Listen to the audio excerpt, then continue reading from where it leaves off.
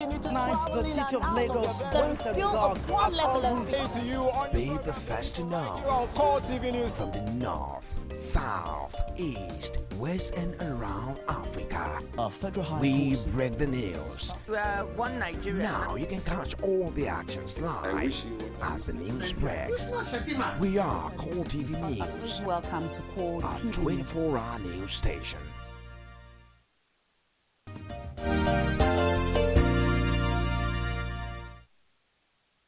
Hello and welcome to Core Digest. I am Frank Omalape, and it's so good to have you join us again on this very interesting edition of the program. We will be taking a look at the EKITI handover, the swearing in of Governor Fayose as at yesterday in Oluyemi Kayode Stadium in Ekiti State. And that ceremony, of course, witnessed a whole lot of government functionaries within the PDP hierarchy itself.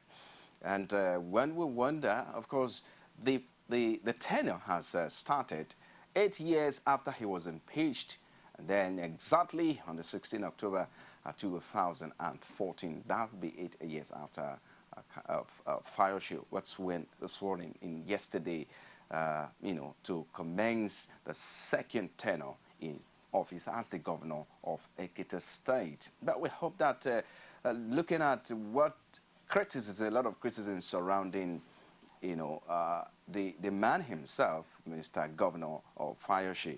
A lot of people will say, oh, he has a case in court and all of that. And we hope that he do make use of this second chance in office, according to most of the reports we've been getting on the newspaper, as there's been a lot of accolade all around the newspaper pages. We'll be hearing, oh, it's a second chance, really. And we hope that he do make use of that second chance in office. But now, right now, to discuss it, I've been joined in the house right now with, of course, a legal practitioner in the house who will be discussing this. You're welcome, sir. Do us the pleasure of introducing yourself. Let's begin from there. Okay, I'm Fayose. Now, let's look at it. Thank you for coming on the show. Let's look at it. Fayose was impeached on the 16th of October 2006, and exactly 8 years after he's coming in as the governor again. This is his second time. Now, what do you make of this?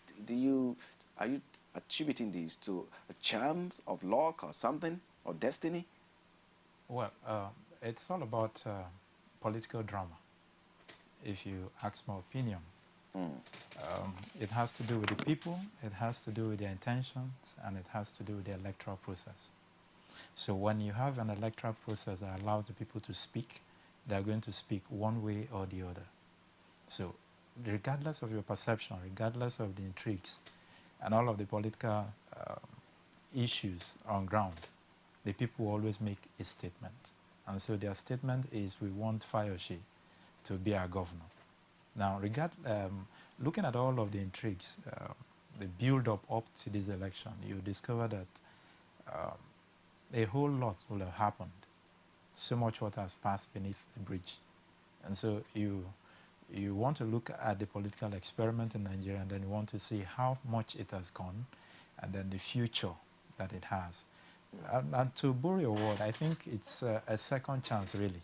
Okay. Just like so many people will believe, it's a second chance, and he has the opportunity to come and show us that he really was the governor that the people had hoped he would be, And so I want to first congratulate him. It's not an easy task. At least I've been following developments up from the time he was cleared by the party to stand as a flag bearer for the governorship slot.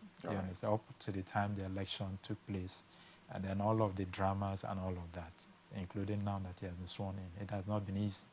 And so I think the people who coined the phrase or the words that uneasy lies the head that wears the crown are not wrong. Oh, okay, let's look at it. Do you think it was his personality that is played well out in his favor, looking at the fact that, okay, you said he was clear with his party to come out and contest, and even looking at the fact that he has so many cases, in the court, pending in the court against him, it still went ahead. Do you think it's his personality that played out well for him? Look, and you also talk about the wish of the people as well. All right. Going the legal aspect to it, you discover that an allegation against a person is not yet an issue that could be so weighty as to forestall his intentions or he's being nominated for a position. And if you look at section 182, sub 1 sub E, or sub E, as the case may be, the constitution there, the 1999 constitution, actually says that within a period of less than 10 years, that a person who wished to stand for an elective position to the office of a governor will be deemed to have been disqualified if an offense, he had been sentenced and convicted, or he had been convicted and sentenced for an offense. Okay. Yes, regarding dishonesty and also a breach of the code of conduct. So that particular section is very, very instructive. The framers were careful to use the words convicted and sentenced. It has got nothing to do with indicted and impeached. All right. So the framers were looking not at a legislative tribunal, they were looking at the regular courts of records. So when the words were used, they were used carefully. Okay. And the word says convicted and sentenced. But we have some cases that have been dragging. If a case dragged on from 2006 up to this present day, then there's something wrong with the judicial process in that it is not fast enough to be able to acquit a person accused of a criminal offense or to convict a person and sentence the person within a period of time. So 2006 up to this period is quite lengthy. And that's the And that case could have been concluded before. Yeah, it could have been concluded. But it was not concluded. In other words, I wouldn't know what the problem was. You understand? Because the EFCC Act is very clear. You could actually settle the case through plea bargaining and all of that. If all of those provisions were not explored, then there's a problem somewhere. And you cannot hold a man perpetually for an offense, even though in law, time does not run against an offense. Yes. But now, as it stands, he has been elected by the people. He has been sworn in. That means that he begins to enjoy immunity. Immunity covers him now. Immunity now covers him, yes. Okay, we will come to that. We'll talk about immunity later. But then let's look at, Fayose. The first speech after his inauguration, we saw where the 8 permanent secretaries that were appointed by the former administration, the former governor, Kayode Fayemi, was dislodged, and he also kicked against some others. But let's start from there. Do you think it's a good way to start? Well, I think it's a political statement, more or less. It's like saying, I represent the will, the wish of the people. Okay. And if you listen to his speech very well, he said, you are all Fayoses. I'm here to serve you.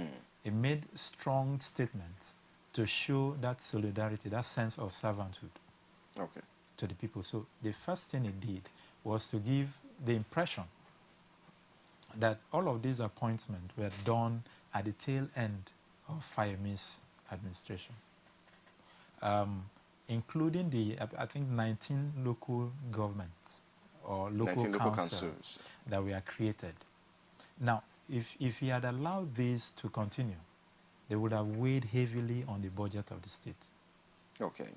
They would have, a whole lot of things would have happened, and a whole lot of political bickerings, because when you establish local councils, when you appoint permanent secretaries, 8 of them in number, and then you also you are bound to appoint some people who will be in those local councils, because they cannot, the law does not allow for vacuum. There's got to be people there who will manage those institutions, who will manage those local governments. And then if those people are there, they will naturally be paid salaries. Those people will naturally have PAs. Those people will have secretaries. They will have drivers. They will have a retinue of staff. Now, when you have all of these people, they are going to weigh on the budget. And if you recall, Fayose was saying that there is a debt burden on the state. So it's not totally out of place for him to reverse some of these, you know, some of these offices established by the former administration. Well, if the process was a process under and by virtue of the law, the state laws, that you could do this, you could do that, then he would be wrong if he did not follow the procedure to undo those things that have been done. All right. But if they were by mere proclamations by the other governor, the outgoing governor, that these things be established, these offices be established, people be appointed, then the new governor can, by proclamation too, you understand, say these things can no longer hold because I have looked at the financial state that we are in at the moment, and we cannot carry all of these financial responsibilities. We cannot go cap in hand begging or looking for loans to be able to service these structures that you have put in place. Okay. So naturally, if it is not by legal process that those things were established, then the current governor can too, by proclamation or statements, abolish all that have been done. So because some of the decisions taken, aside the fact that there were 19 local councils established by the former administration and 8 permanent secretaries and all of that, there were 30,000 people, indigenous of EKITI, who were employed by the former administration as well.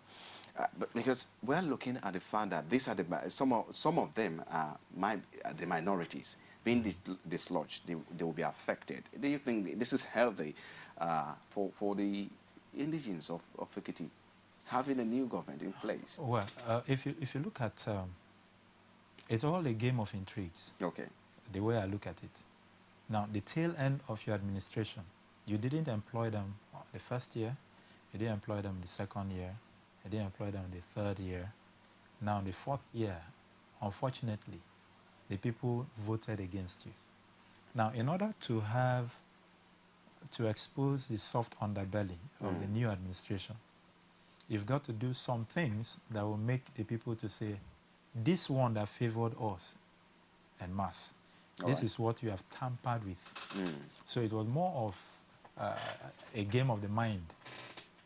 You know, it was more of a game of the mind. Now, but he has been able to, regardless of what intrigues might be, to put his foot down and to say, no, we can't take this because the number is much, or because it was at the tail end of your administration, you couldn't have done what you have done. All right. Because apart from the permanent secretaries and apart from the local council, this other one too is going to weigh on the budget, is going to weigh on the finances of the state. You understand? So these things are all together, they are lumped together as one. And so it was like one fell swoop to solve the entire problem. Problem, I use it in quotes, that the outgoing governor might have created. That is in his own perception. Okay. And sometimes we might analyze at this level, but when you get to that level, you'll be able to see things as they are. It's just like being on a plane. If you look down, you'll be able to say, this car shouldn't overtake this other one. This trailer, if it overtakes, it's going to be a problem. At that top, you can see the state as it really is. You can see the debt profile. You can see the commitments of the state. You can see the projections into the future. So the governor, having done that, would have done that perhaps in the best interest of the people, and also so that the state does not get, under the weight of much financial strain. Okay. And also debt profile. Okay, Barrister Uzono, we'll be back, but let's quickly take a look at some of these clips, and of course his first speech in office, talking about the 8 permanent secretaries that were dislodged, that were created by the former administration. And let's listen to this report. We might have a better understanding of all of this. We'll be back. immediate effect all decisions taken by former Governor Coyote Fayemi at the tail end of his administration. Issues like creation of additional local councils, appointment of new permanent secretaries, and purported mass employment received the kick. The governor lost election. He appointed 8 permanent secretaries when you don't have vacancies. To my amazement, he employed over 3,000 people. To my amazement, an outgoing government creating 19 extra local governments. It is unfortunate. It is sad. And I want to appeal to you to please give me all the necessary cooperation, understanding, because the next few months might be slightly rough. Trust Fayose to leverage on the moment as the ongoing tension surrounding the judiciary did not escape his attention. As a leader, as a governor, I am the father of the state.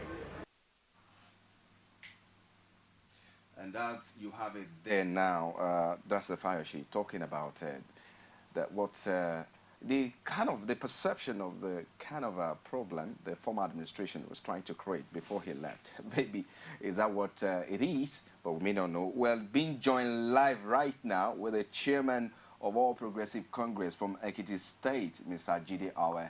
Good morning, sir. Good morning, my brother. How are you? Yeah, very fine. Yeah. Now, let's look at, I'm sure you've listened to the opening speech of the governor of EKITI State, Ayodele Fayose. Okay. Yeah.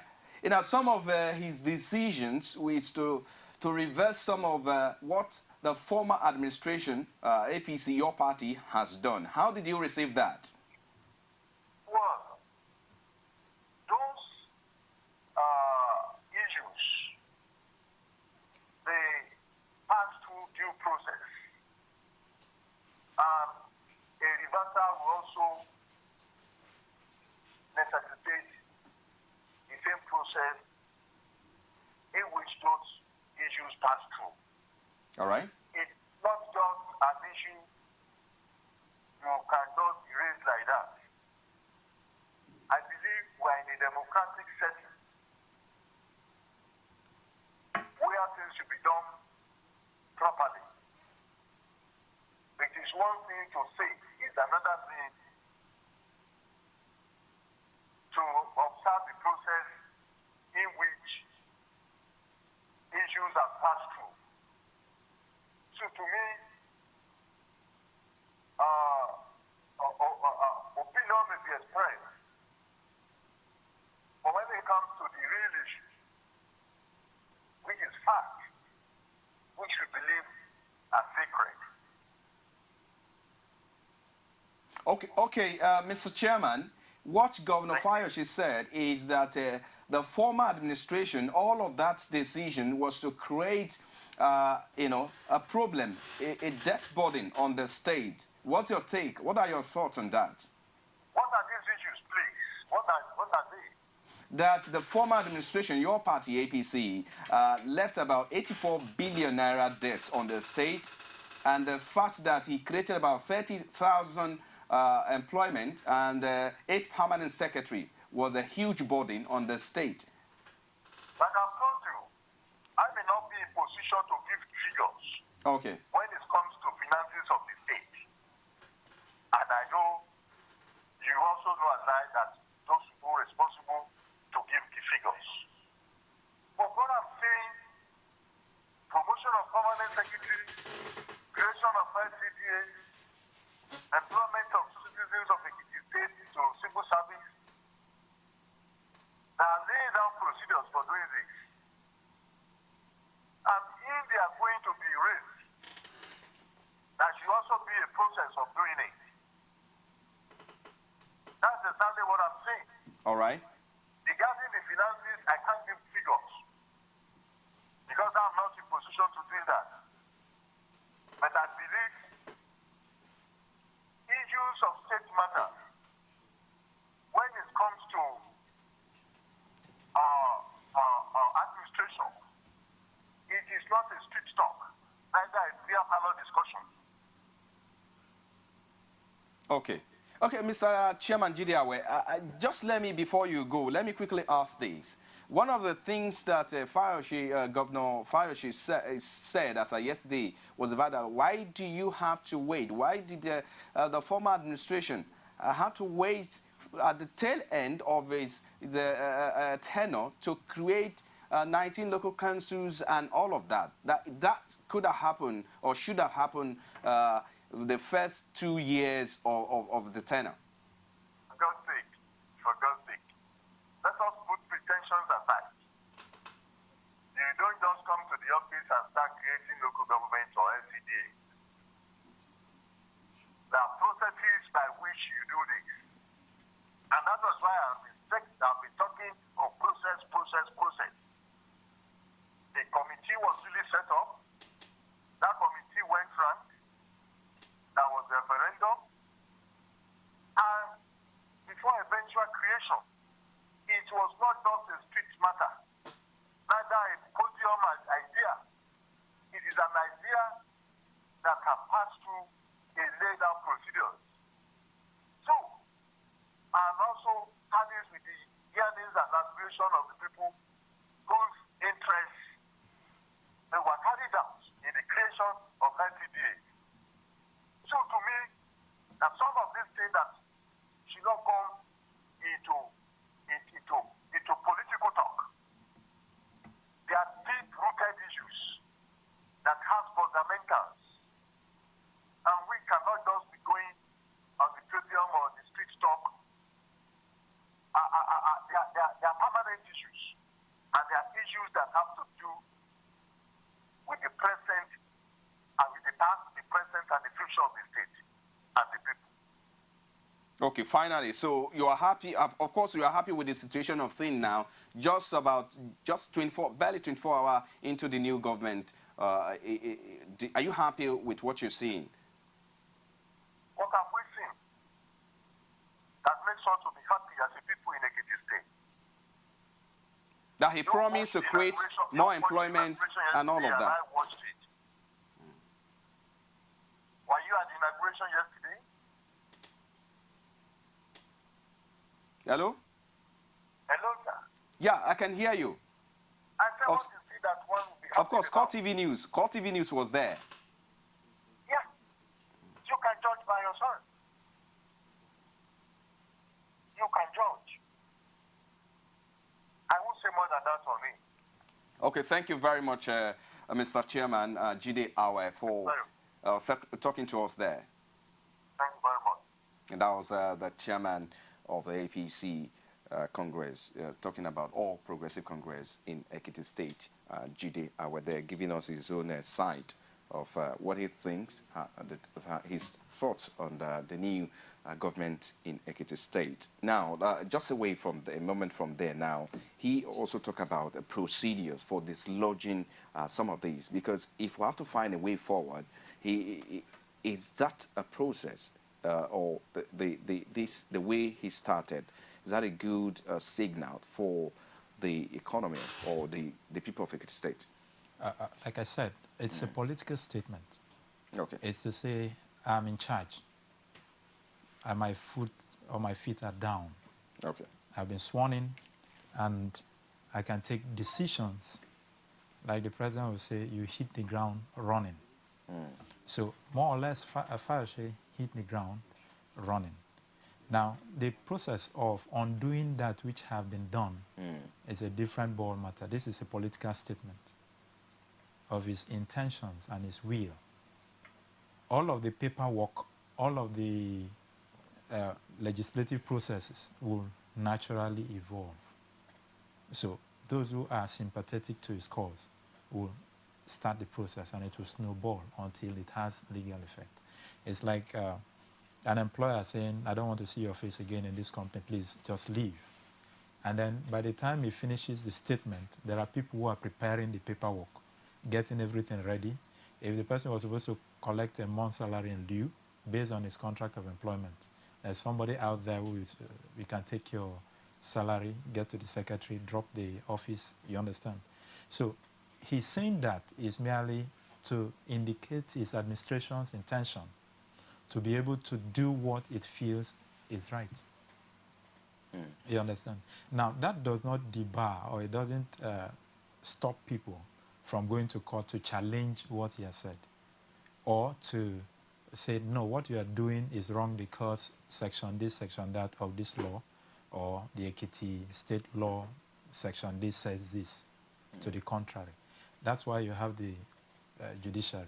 The judiciary is not an So arm what of you're the saying is executive. that such decisions can be challenged in court? It can be challenged. It can be challenged. And you remember I said that if all that Fayose did at the tail end of his administration were by proclamation, then the incumbent, the sworn-in governor, Fayose, can by proclamation undo that which Fayose by proclamation did. Okay. But if they followed processes, then those processes must be undone before you have a legally binding. Okay, let's take a look at some of the processes. Are you talking about the process should be with from consultation, or okay, this is what we're going to do, and all of that being back with constitution? Is that what you're saying? Yes. What process? The procedures must follow the outlines of the Constitution. Okay. If it says, okay, to create local councils or to create local government areas, you have to follow these procedures, follow these procedures, follow these procedures. Now, when you create them arbitrarily, there's a problem. You remember Lagos State created close to 30-something, I think 32 or so, to add to the one that was already in the Constitution. And for a long period of time, the Obasanjo administration refused to release funds to Lagos State government. Because of that, the federal government said, reverse your decision on the local councils you have created. And because of that, the monies of Lagos State was held, or the monies were held for a period of time. So you have such issues. How were the councils created? Did they follow procedures laid down in Constitution? You understand? Because creating local government is supposed to be more or less the work of the federal legislature, so that it can be included in the Constitution. If you turn the back of the Constitution, you see annexures where local councils are enumerated. So when you have a new Constitution, you now have the other ones listed. So all of those ones draw their funding from the federal. Okay, but is there a law? Is there a law backing a state who has the capacity in terms of finance to finance local council, create local council itself and finance it? Is there a law backing a state to do such? The state can enact a law that enables them to create local councils. Okay. And those local councils will not be recognized, may not be recognized by the federal government. They may not get funding from the federal government. So you have to be funded. The state government can fund them. All right. You understand? Then the state government too can appoint people to oversee the administration of those local councils. Now, if those local councils over a period of time appeal to people, or the federal government sees the need for these local councils to be upgraded to become local government areas, then the procedures laid out in the Constitution will then be followed. And these people will now start receiving funding from the federal government. So there's nothing wrong if they make a law to create those local councils. Now, but what will be wrong is if the procedures for the abolition are not followed.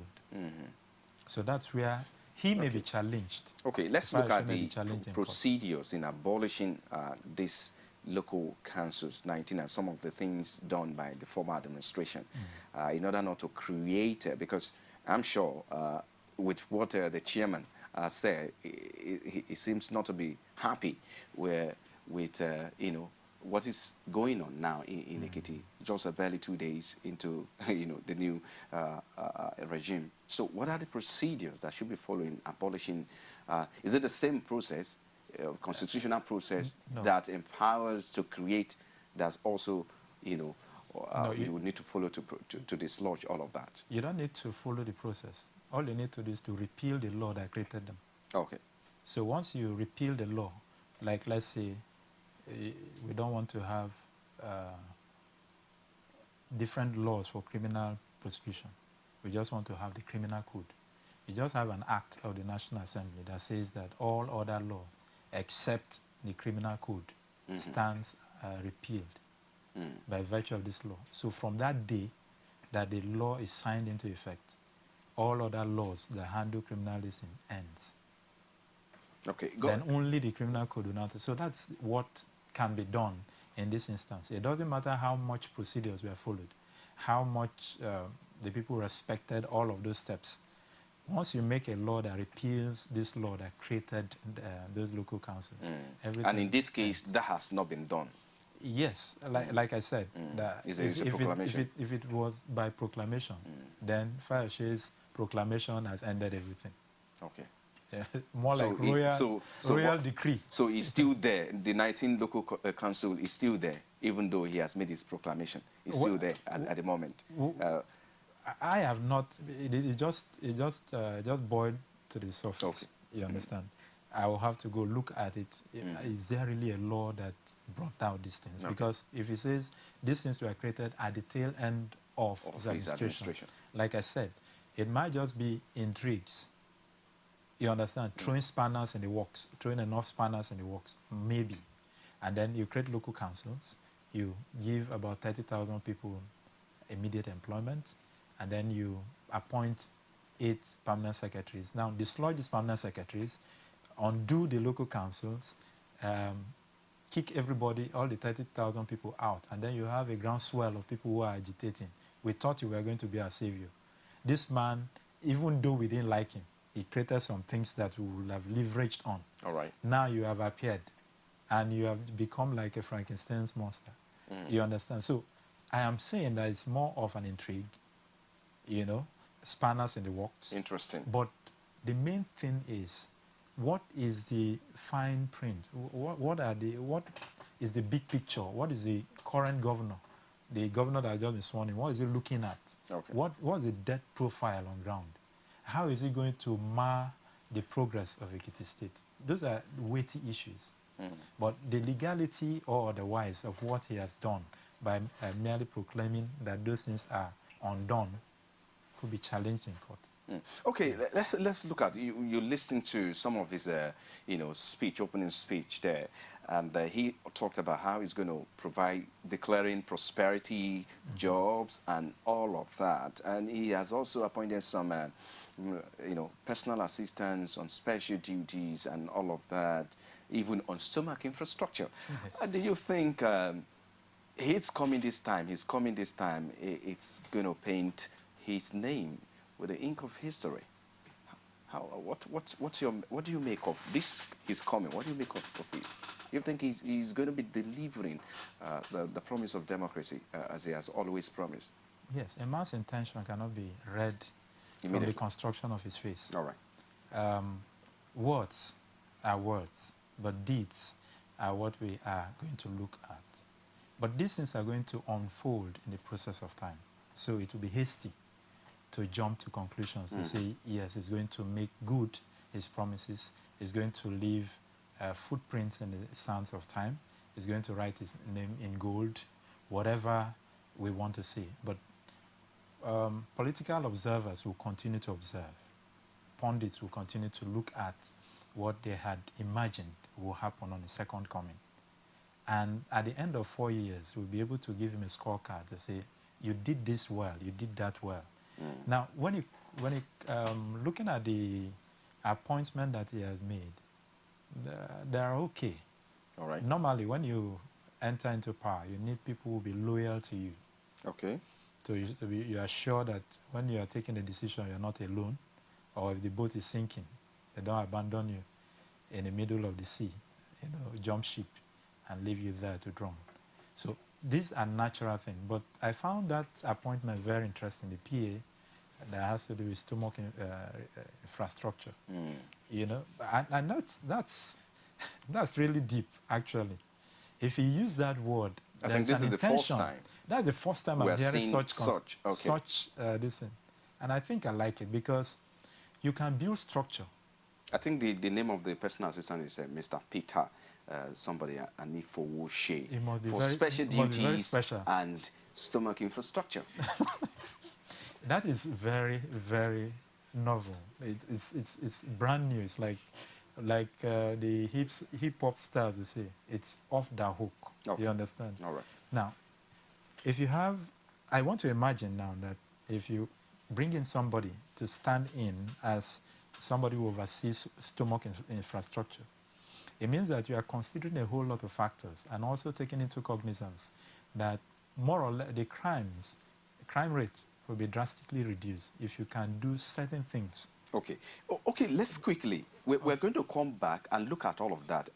What should EKITI governor should be looking at, and a way forward for EKITI? Of course, he has undone some of these things, and you said it's an intrigues, proclamations, and all of that. We're going to look at some of these in details when we come back. Let's quickly take a break. When we come back, the phone line is open, and you can call in to make a contribution. It's still called Digest. We're back after this time out.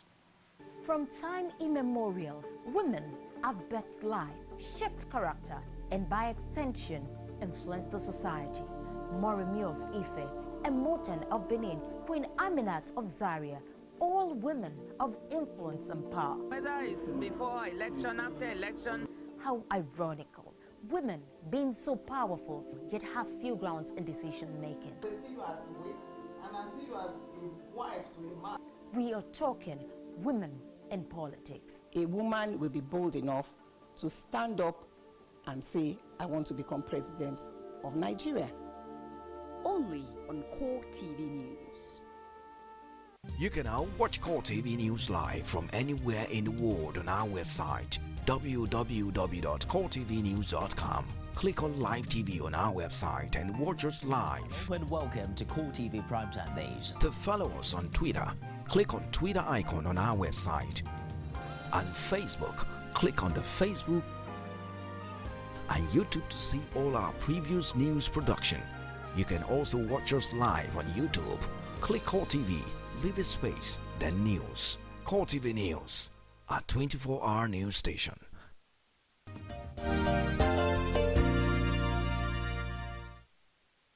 Glad to have you back. It's still called Digest. We're looking at the EKITI handover, the aftermath of swearing in of Governor Fayose. What next for EKITI people?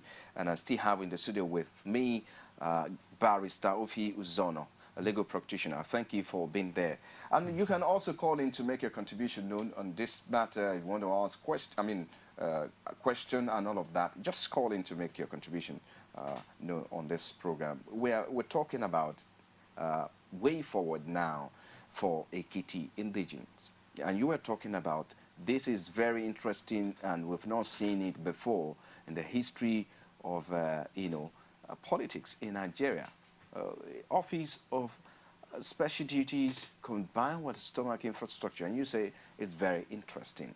Now, is that a way, to put a smile on EKITI people, or is that also part of government in terms of this modern 24th, when you consider politics in 21st century?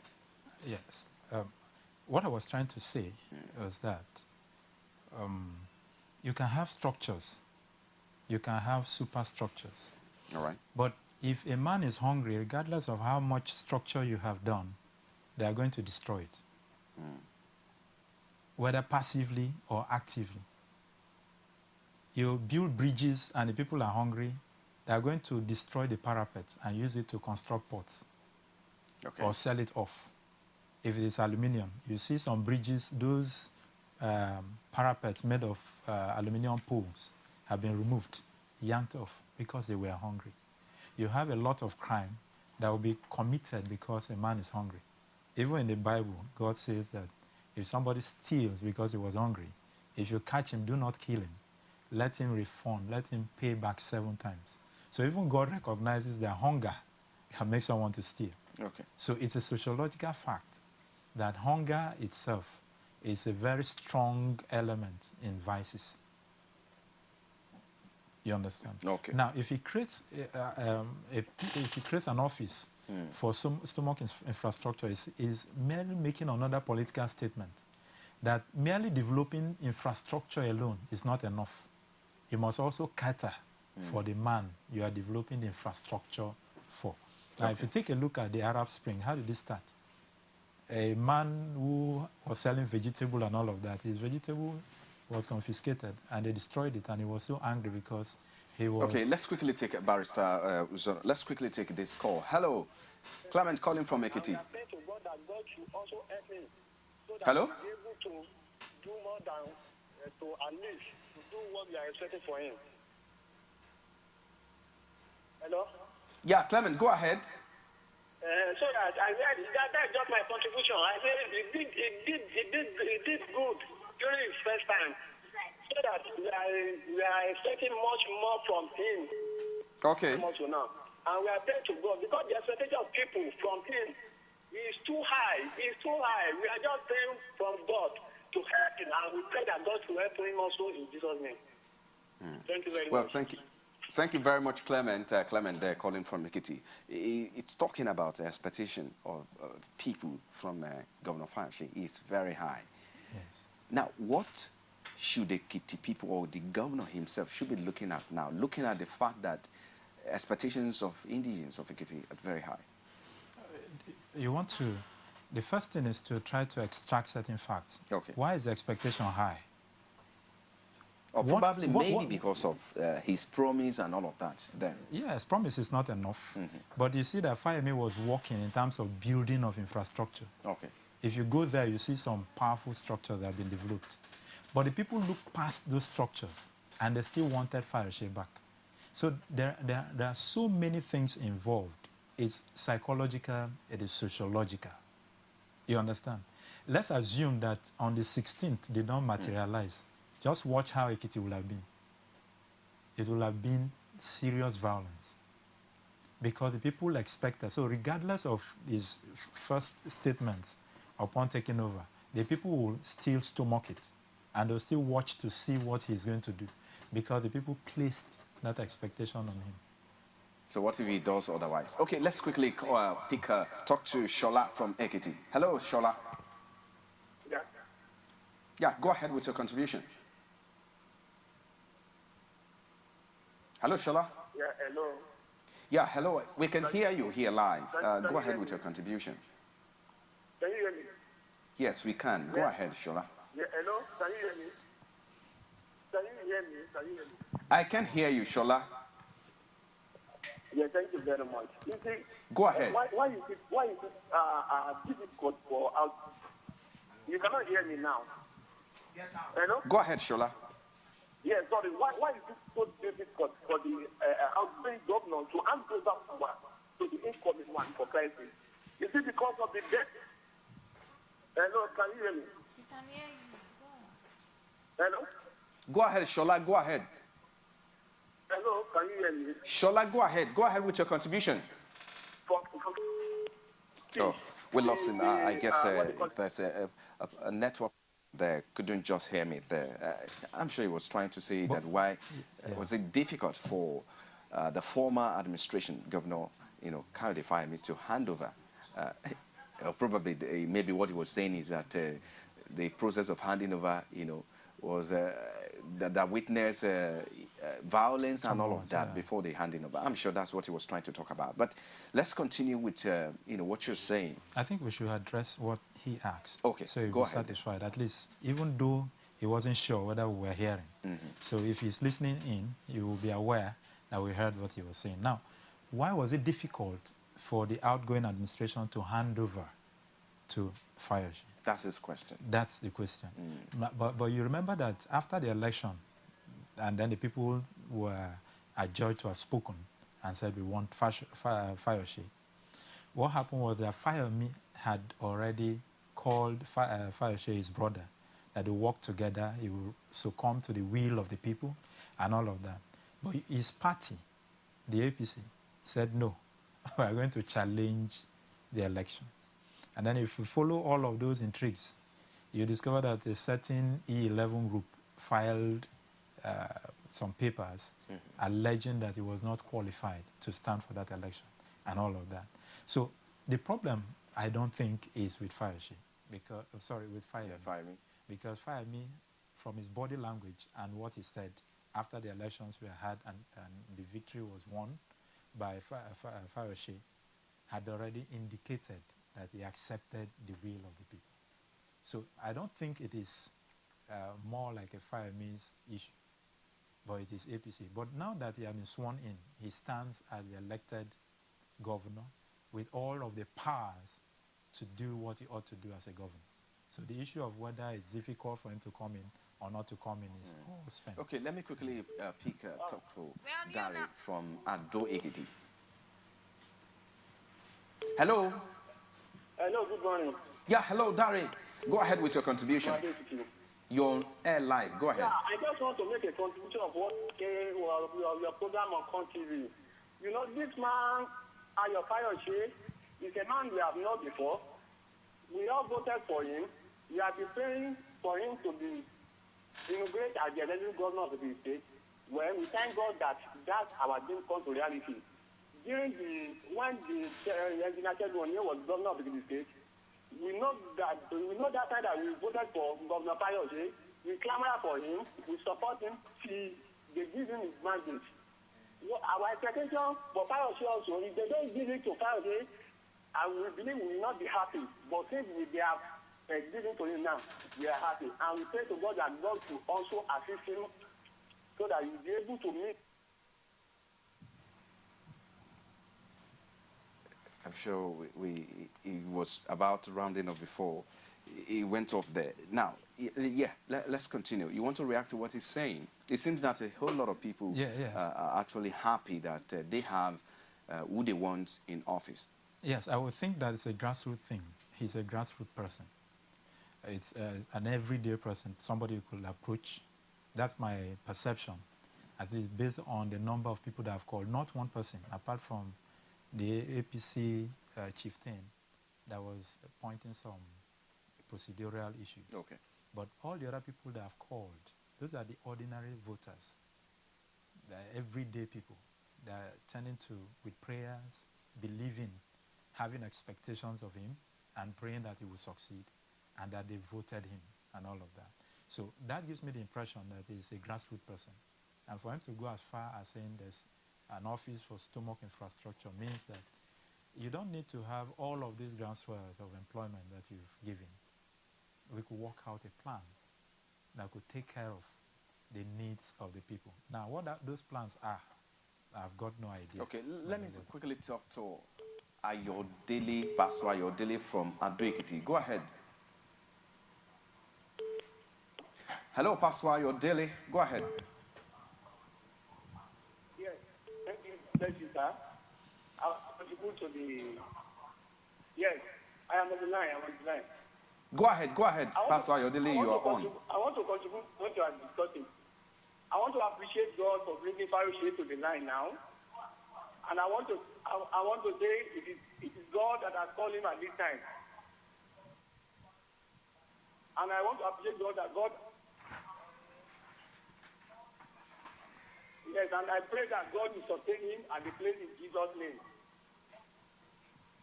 And no matter what people are saying concerning him, he will achieve in the mighty name of Jesus.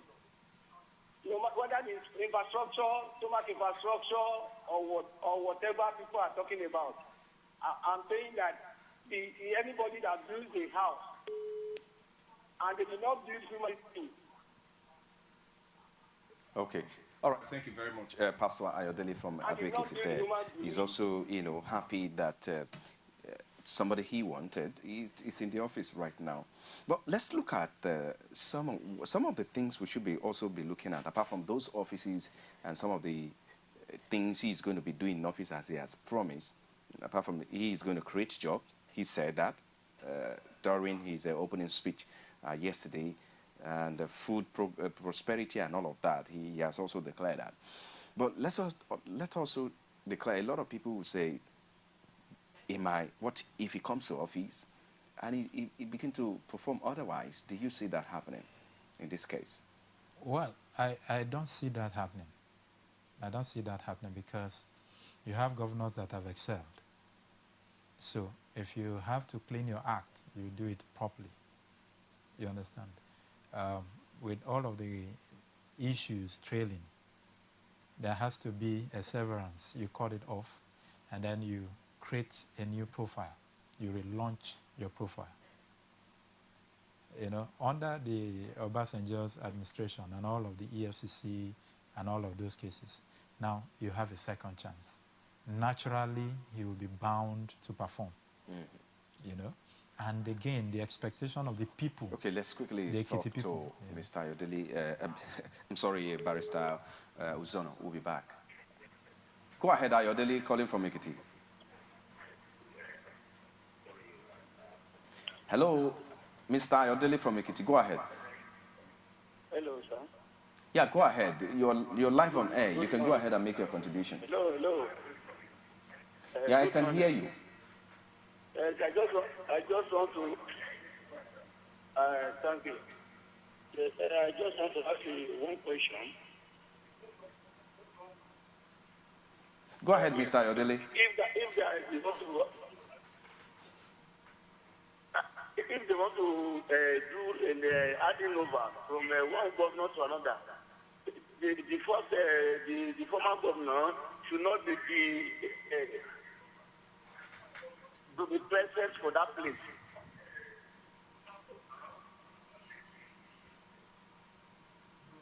I'm sure he's trying to answer the question there.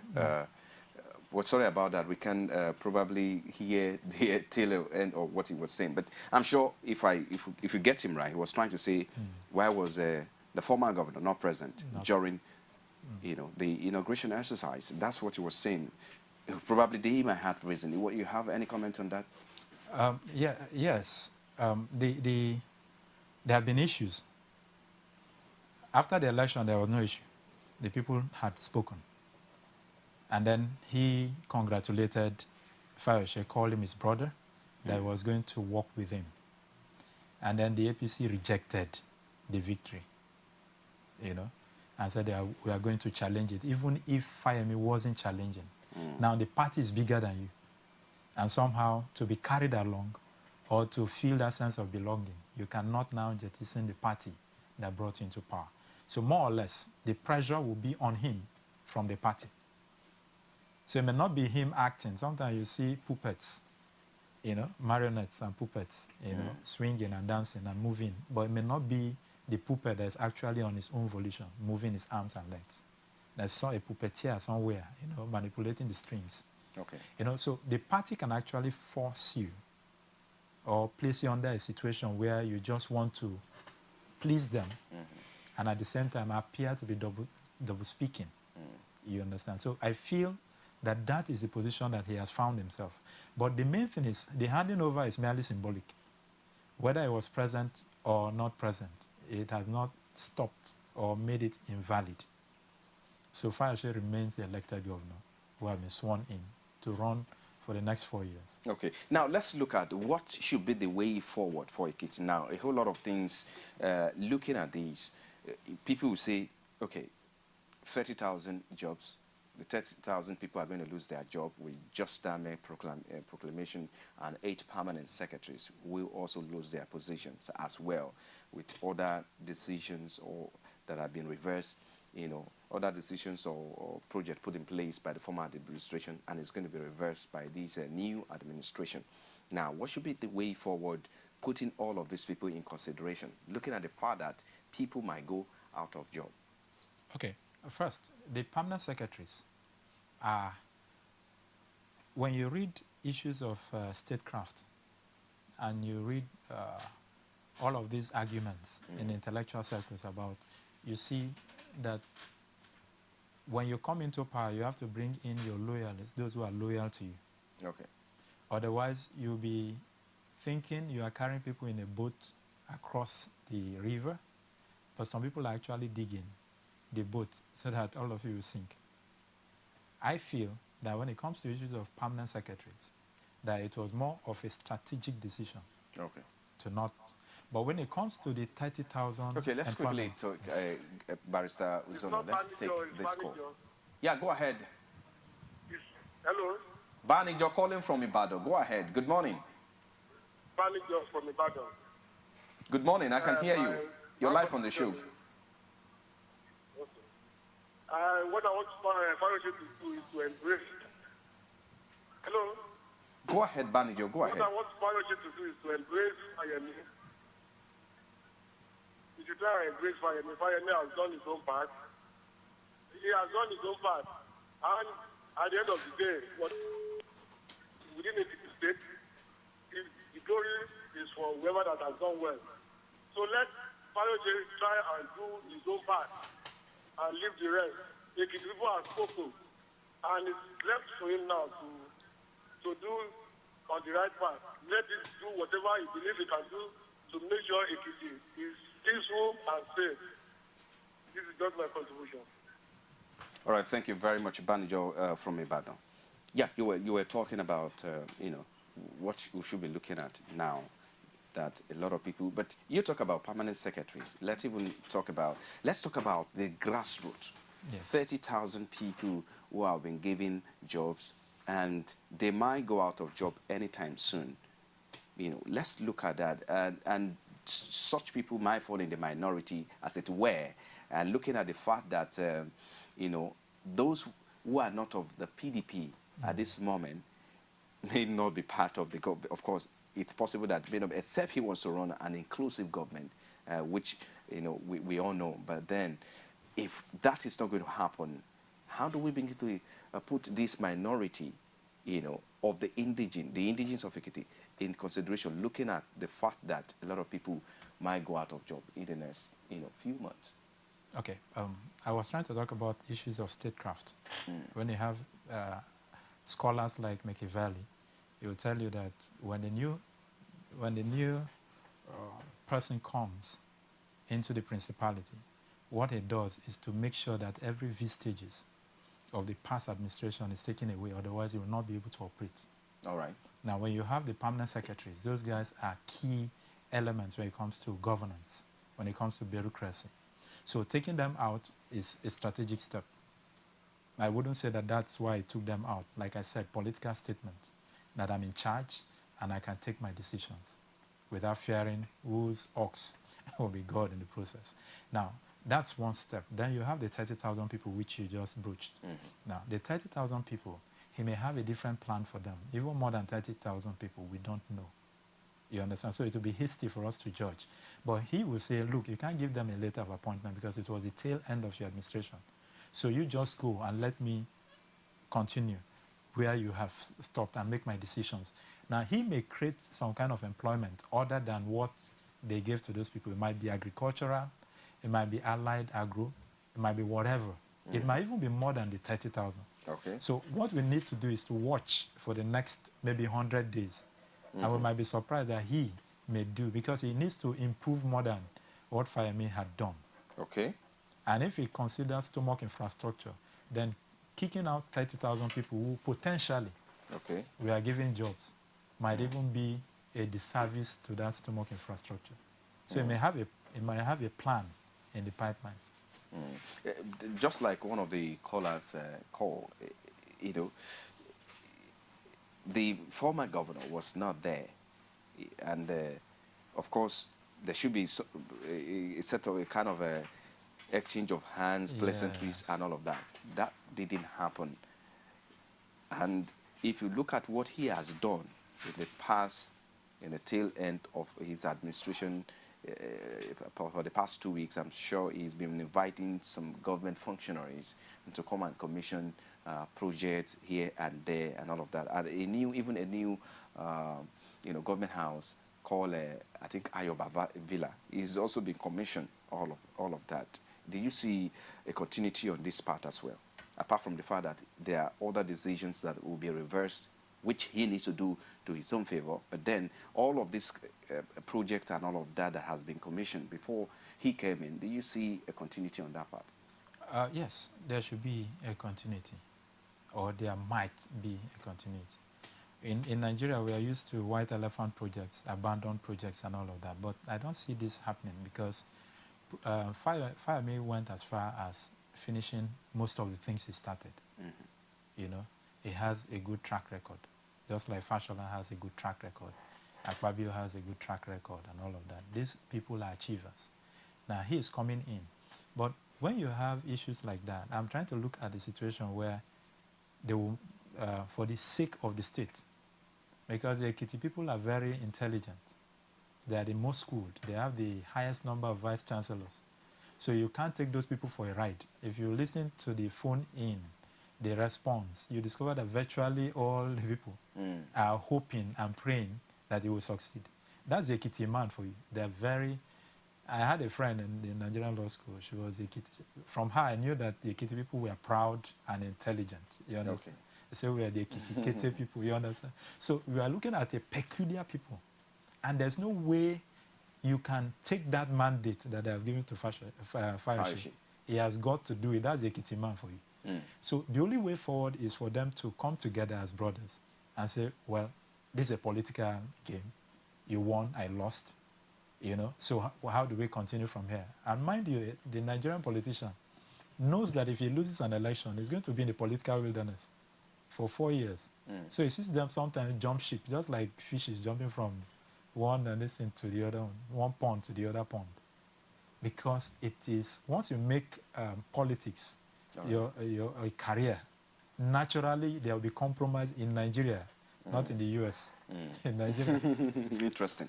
You know, so the way forward is for them to come together, make peace. Because right now, the injunction they were seeking from the court to stop Fayose is undone. You cannot get an injunction for an act that had been done. Okay. So that one is out of the way. You cannot take him to court now because he has immunity. Okay. So you are more or less helpless, except you come and hug him and say, okay, I wish you the best. In this game of intrigues, you have won. Let us act as brothers. Everything, all of those things were mere allegations. They've not been, you know, held to be true by the court. So that's where it should be, as far as I'm concerned, for the sake of the state. And you know, one funny thing is the law is made for man, not man for the law. So men can rise up and say, we don't want this law, and the law will end.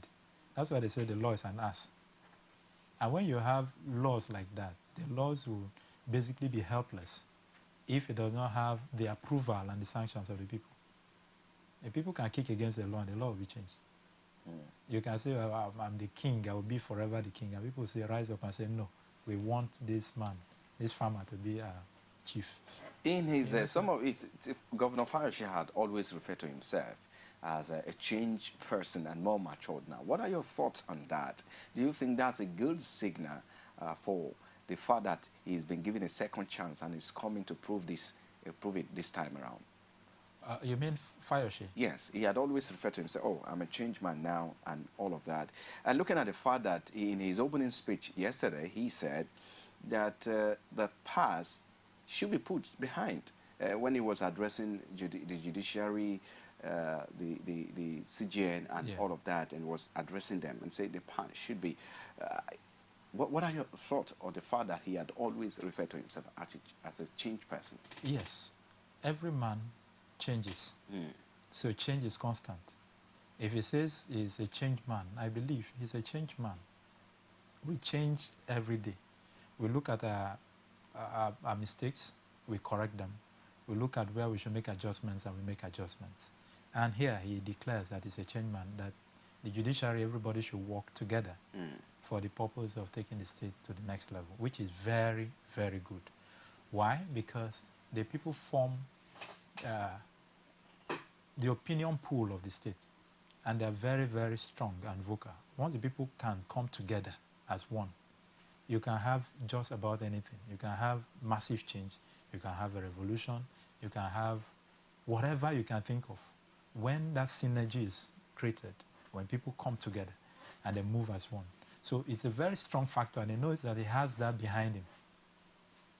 You understand? Now, it would be foolhardy for us, having known this fact, that the people are solidly behind him, to try to undermine him. The people will see you as a traitor. You understand? So that's exactly where the problem is. It's the same thing that happened to the, is it Ogoni 5 or Ogoni 9? If you can recall, back then, during the Abacha era, you know, Kensaro Iwa and all of that. Exactly. You know, the people felt that, okay, these chiefs were sabotaging our efforts, and they were going behind and all of that. That was the end of those people. Once the people rise up, there's going to be... So what you're saying is that the power is It's in the hands of the people. And so the people, if he chooses not to deliver, the people will rise against him. That's what you're saying. The people will be disappointed. Will be disappointed. Oh, okay. But they will not, because it's their choice. You can't destroy what you have, what you brought into being. But if you didn't bring him, and somehow he got there, there'll be problem. All right. But if you brought him, you say, see what my vote. I'll just wait 4 years. We'll kick him out. We'll vote him out, and all of that. So that's how the people react. It's through the ballot box, and all of that. And then, when you have a groundswell of people behind you like this, it's always better that the leader make such statement. Let us work together. Let us put the past behind us. If not, the people will be looking at each act as victimization of their own status symbol, the person they brought out, as the person that should represent them. And the people may cause what we call reprisal attacks. All right. They'll begin to. So violence, pockets of violence may spring forth here and there. And all of. So it's better, that statement is okay to carry, to make sure that all of them work together as one and as brothers. And sisters, let me add sisters, so we don't say we are leaving the ladies out. All right, there. Thank you very much for. Well, just before we go, what's your parting word for the governor, the new government in Ekiti State, and the people of Ekiti State? Just before we round up on this segment. Yes, I would like the Mr. Fayose, the governor, to look at the track records of the performing governors. All right. And try to see how he can excel those records. And that's a big task. That has become the joy of the Nigerian. At least they can see, okay, this governor is performing, this other governor is performing this. So if we can have many of them performing, Nigeria will be better. So I want to encourage him to be strong. I want to encourage him to pursue peace with the people of his state, including the past administration and all the actors, regardless of what may have happened and all of the pain, to put all of that behind and then walk towards the progress of the state. Okay, thank you very much, Barrister Ufi Uzono. A legal practitioner has been with us discussing EKITI handover. What should be the way forward? Thank you for coming on Call Digest today. Thank you for having me. Well, thank you very much, our callers today. We really thank you for calling in and making your contribution. Some of you also tried to call and you couldn't get through. We're sorry for that due to poor network and poor audio quality there. Thank you very much for saying them. And of course, we also called the chairman with a call to the chairman of APC, All Progressive Congress in Ado-Ekiti, Mr. Jide Awe, and he gave us his own thoughts there, looking at the fact that the governor, the new governor, Governor Ayo Fayose, should have followed the due process before, undo some of the processes that the former governor had put in place before he left the office. And of course, the new governor is looking at the fact that that could cause a big danger for his own administration. Well, thank you very much. We hope that the new governor will make use of this second chance, just as the analysts have said, that it is indeed a second chance for Governor Ayo Fayose. And this is where we hang up today on the show. Many thanks for watching. I am Frank Omanape. Coming up next is News on the Hour. Bye for now. Glad to have you join us on another edition of The Political Arena, the most detailed and incisive political show. If you are a sitting governor and the opposition is able to stomach structure against you, that means you are wicked to the people.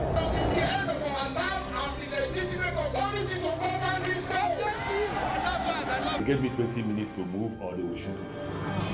He has no chance for survival. If he likes himself, this is the best time to get out before it perishes. The PDP as a ruling party has failed. So anybody who thinks that government will fold his hands and allow miscreants to take over the streets of our own state and cause havoc is deceiving himself. the good, bad, ugly, and beautiful sides of the Nigerian political system. Join me every Sunday at 9:15 p.m. on Core TV News.